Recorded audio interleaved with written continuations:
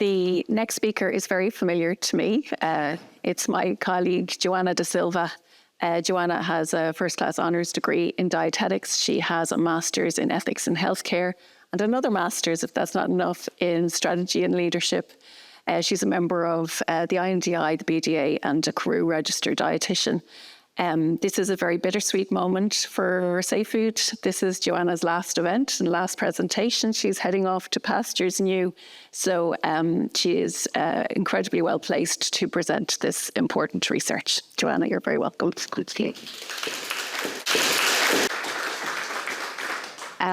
Good morning, everyone. It's a pleasure to be here with everyone in Belfast and at home online or work to present this important research project that Safefood commissioned a few years ago and that explored the exposure of children to online marketing of unhealthy foods and more specifically while they are scrolling through social media. So there is a focus on social media platforms.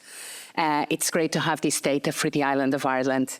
But just before we move on to the research and to both manage your expectations in relation to my performance, but most importantly, to acknowledge the great work that was done by those that carried out the research, I would like to do a short trip around the world, literally, and introduce you to all the researchers that participated in this study. So leading as the principal investigator for the project, we had Professor Mimi Tatlow-Golden from Open University. And Mimi worked with Dr. Magda Malk throughout the duration of the project. In terms of partners and advisors, I would like to acknowledge the team from University of Galway, led by Professor Colette Kelly, that delivered on some of the elements of this research project, some of them quite challenging, like the on-screen capturing data. Colleagues from Liverpool, including Professor Emma Boylan and Professor Amandine Garrett, with a focus on children's rights, and Dr. Celine Murren in UCD, and Dr. Lindsay Hollywood in Ulster University. And as I said, literally around the world, we are grateful for the expert advice received from colleagues in Deakin University in Australia, American University, and last but not least, a thank you to Dr. Nora Campbell from Trinity College in Dublin. Why is this important? Why are we here today talking about marketing of unhealthy food to children? Why did Safefood commission this project? So we know globally children are growing in a highly commercialized digital environment, and there is a need to understand that environment and to generate evidence for the island of Ireland. We can no longer deny that food marketing occurs on social media, on digital online platforms. And we know that there is a high prevalence of foods that are high in fat, sugar, and salt on those ads. We know that food marketing affects food intake and preferences. So this is a clip from a systematic review and meta-analysis published in 2022. This work captured close to 20,000 children and 96 articles. And we have strong, long-standing evidence showing the impact of unhealthy food and beverage marketing on children and young people's food and beverage preferences, requests for purchase, eating and health. So that association is there and can no longer be denied. And this paper that most of you would be familiar with ends with strong recommendations for policies that restrict children's exposure. And there is an expected benefit, of course, once those take place to the child's health. Some of you may remember our previous logo. We used to have two colors. This report was 10 years last year. We published in 2015. And we were already looking at food marketing in the preschool setting at the time. And that's a paper that actually came out from the body of data that we had. And at the time, we learned that children could recognize food brands, logos. They could associate food items with those logos before they even know their A, B's, and C's, or they could read or write. So this is how powerful marketing can be. And finally, we acknowledge the need to protect our children and their health. We know that digital media amplifies everything, and it definitely amplifies the effect of marketing of unhealthy foods, and it does infringe on children's rights. Marketing of unhealthy foods has been a priority for the World Health Organization for many years now. So this piece of research aligns well with their work in advocating for more comprehensive approaches to reduce that exposure to marketing of unhealthy foods. And that approach should be based on rights principles, and it should be extended to every child under the age of 18. They are very clear in their recommendations. And those are just some reports that you are familiar with, including guidance on how to monitor. And some of that was definitely used for our research project, as well as guidance to member states in relation to the design and implementation strategies for future regulation. And I brought you a quote today from the report that was published in 2023 in relation to designing policy responses to marketing practices in the area. And it's a very strong statement. Healthy diets in the WHO European region are undermined by the marketing practices promoting of energy-dense, highly processed foods and beverages. This marketing influences children's social norms and consumption patterns, contributing to overweight, obesity, and poor health outcome. It also undermines their right to the highest attainable standard of health. So this is really what we need to remind ourselves. So let's get into the detail of the report and the ClickBite study, the first of its type in Europe to measure actual exposure using screen capture. What the researchers did was to look at the exposure data. They spoke to parents, they spoke to children, and they spoke to advertisers on the island of Ireland to better understand their views on digital food marketing and the practices that are currently being utilized. So moving on to the study, the researchers used the WHO Click framework to understand the digital food marketing and children's exposure. And the tool includes 5 steps. So the first C stands for comprehending the digital ecosystem. The L for understanding the landscape of marketing campaigns in the jurisdiction. The I to investigate the exposure. The C to do the real capture of on-screen data. And the K to share knowledge. And this is how it looks in the Safefood ClickBite report. So to comprehend the digital ecosystem, the researchers reviewed the existing evidence on current knowledge and methods of digital food marketing. They described global and island of Ireland digital marketing systems, how food is marketed to children. They identified the children's digital media practices on the island of Ireland. So they spoke to 175 children from different age groups.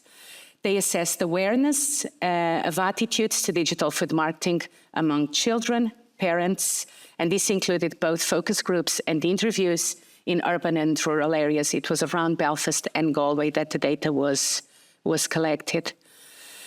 To assess the landscape of campaigns, they reviewed the Ireland's social media marketing landscape, including examples of food marketing campaigns. They analyzed social media campaigns of high-sale food brands. They held interviews, confidential interviews, with 15 advertisers, mostly senior executives. And this was to gain their insights about digital food marketing and regulation on the island of Ireland. To investigate the exposure and to capture on screen, they recorded the screens of 38 children aged 13 to 17 while they scrolled through their social media. This means that it was the actual exposure. They measured the actual exposure, and that's the key element to digital food marketing. And finally, to inform future knowledge, and that's your K, on the Click framework, they consulted with Island of Ireland and international stakeholders regarding the findings of the study and next steps to take. And those included representatives from government departments, some are here in the room with us today, health agencies, and NGOs with a focus on health and youth. So in relation to the landscape, we know that digital marketing spend is growing year on year in Ireland. It's largely driven by social media growth, including the increased popularity of platforms such as YouTube and TikTok among young people. Children on the island of Ireland live in a heavily brand-infused social media world where marketing has blended into general content, and lines between those two are often difficult to identify. Those lines became very blurred. Influencers are becoming more prevalent and harder to identify, and advertisers are encouraging that partnership with smaller scale influencers. That means that you have more user-generated content. And again, those challenges in identifying what is content versus what's marketing become more prevalent. Where are they looking at this content and advertisements? So mostly TikTok and TikTok, Instagram, and YouTube. They dominated really, but some were using Snapchat and also Pinterest. What's the actual exposure? So as I said, recordings of social media usage for 30 minutes, 38 children. So a total 19 hours of recording, and this aligns with similar studies done in other jurisdictions. What were they looking at? Paid for posts, owned marketing from brands, owned social media accounts. So a child may follow a certain brand social media account, so they would see that on their feeds. And to content from influencers with more than 10,000 followers who overtly feature the food brand as the main focus of the post. And this is your hashtag ad. It's there, it has to be there. Does the child identify that as an ad or marketing? Does the child recognize that they are being sold something? Do we recognize that as adults? Sometimes we don't. What did they see? So the average across the 38 participants per hour was 15 to 19 posts for unhealthy food.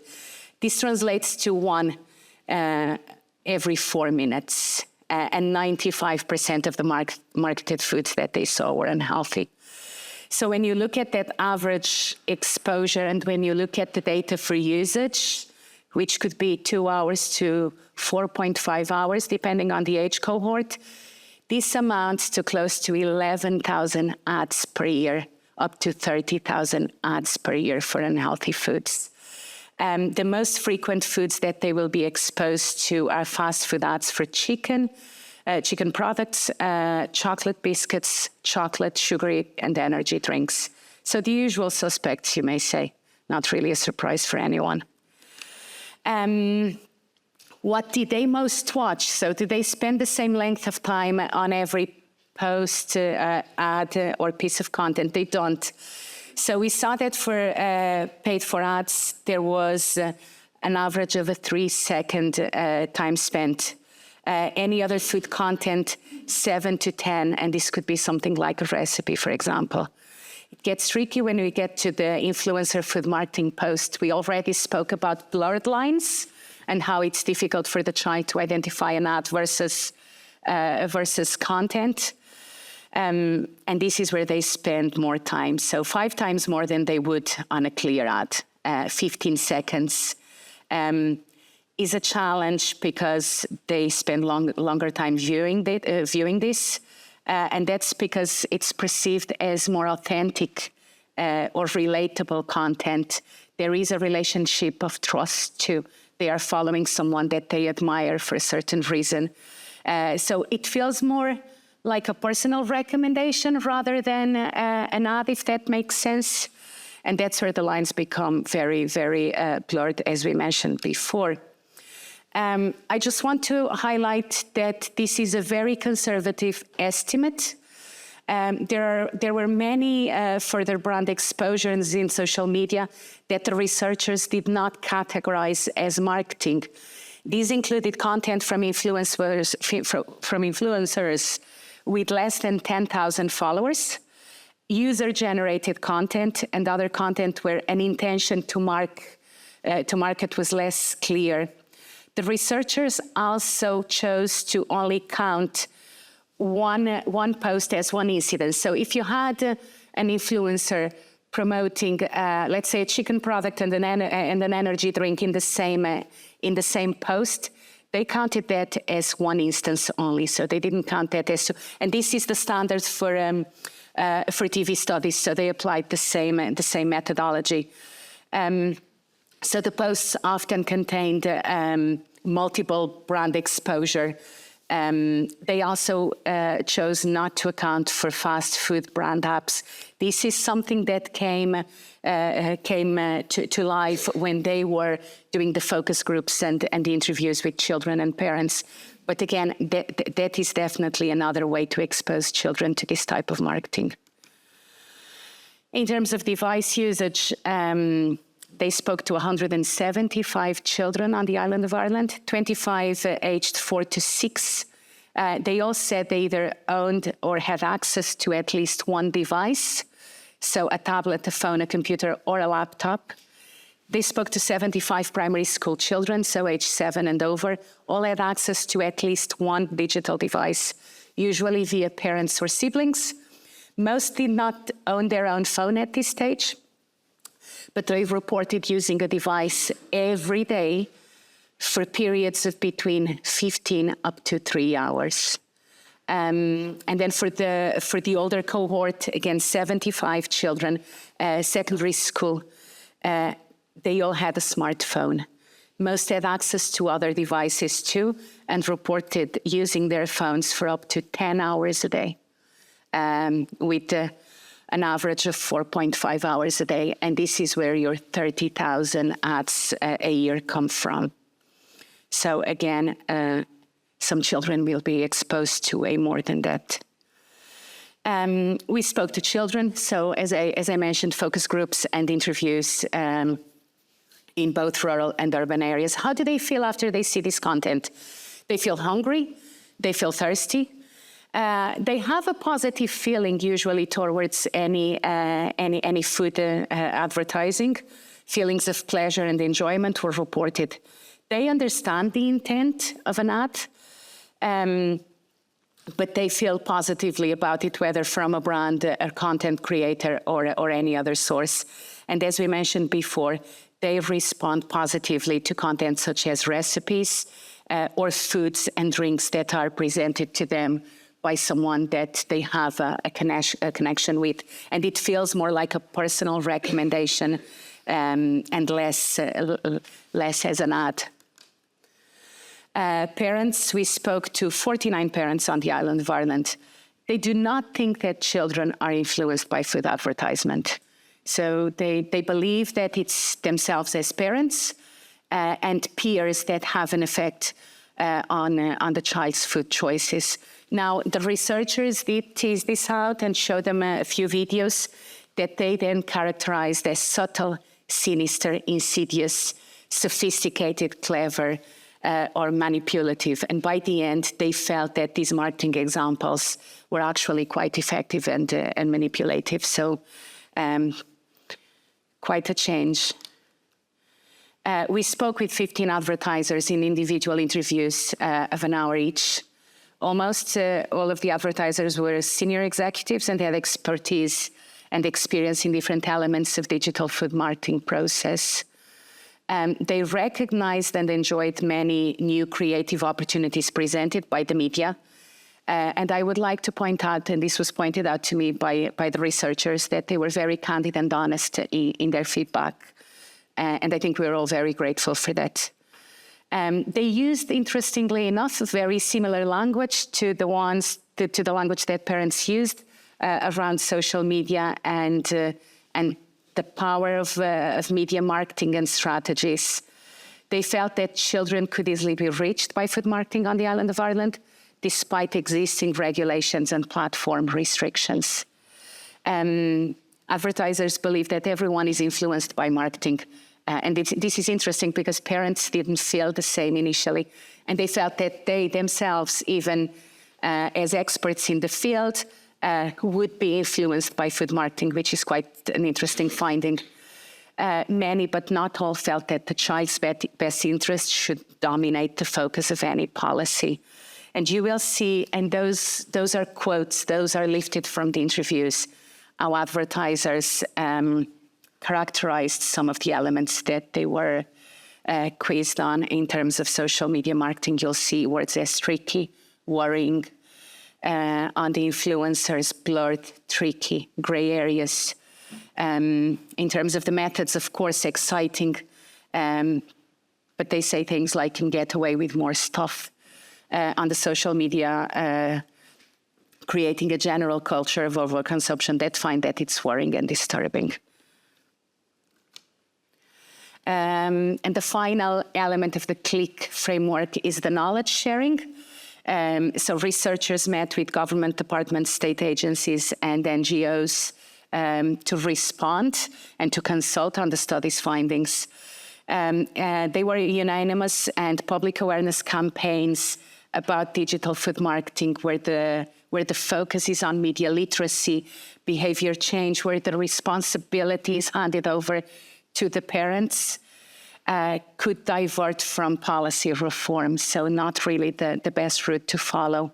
And they asked for consideration for new regulatory approaches that are mandatory and monitored. And we stand here in Belfast where this has happened already. The UK launched the new restrictions in January 2026.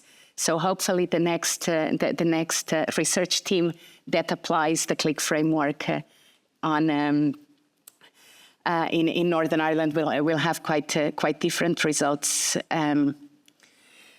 Now, just in summary, before I finish, the research shows that there is a high level of unhealthy digital food marketing exposure amongst children and adolescents on the island of Ireland. Again, this does not apply now to Northern Ireland. Challenging, including marketing from influencers and content creators, very, very challenging. Those blurred lines, that lack of recognition that something is an ad and not content. Parents and children may not recognize some content as advertising. Marketing of unhealthy foods does affect preferences, does affect purchase requests, purchase and consumption. Children understand marketing well, but often do not realize that someone is advertising something to them. Self-regulation is not sufficient, and this data confirms the importance of the implementation of new regulations in the UK earlier this year, and will inform decision-making by policymakers in Ireland for the next set of the obesity policy. Looking at Fiona there. And this is all from me, and thank you so much.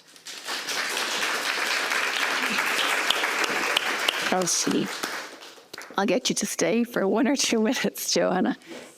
We do have a panel session later on, as you probably have seen, where we have time. If anyone has a particular question, if you move back to the mic, just to make sure everybody can hear you. We'll take a couple of questions from the floor.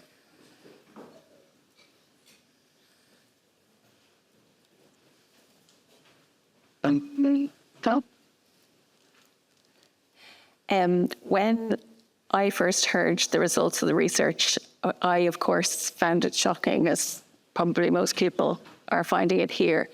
But it's obviously on a par with international research, as you pointed out earlier on. I think it's Mexico, Australia, and Canada. What would you say to a parent, for example, who was hearing this for the first time? Well, first of all, I think it's that idea that it's not the parents' responsibility to regulate the advertising environment or the social media environment, that's for sure. And I think that came very clearly from the knowledge sharing element. I do think there is a need for us to be more aware of how it impacts our children.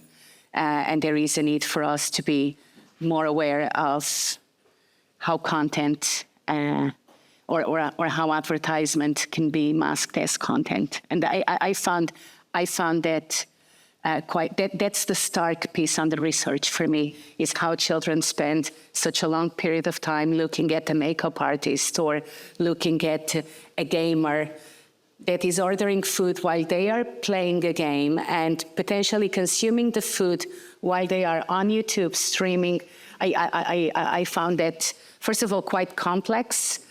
And if I found it complex, a child is going to find it even more complex to digest and to try and identify it as advertising. So I think it's a very challenging area to regulate. It's a very challenging area to monitor.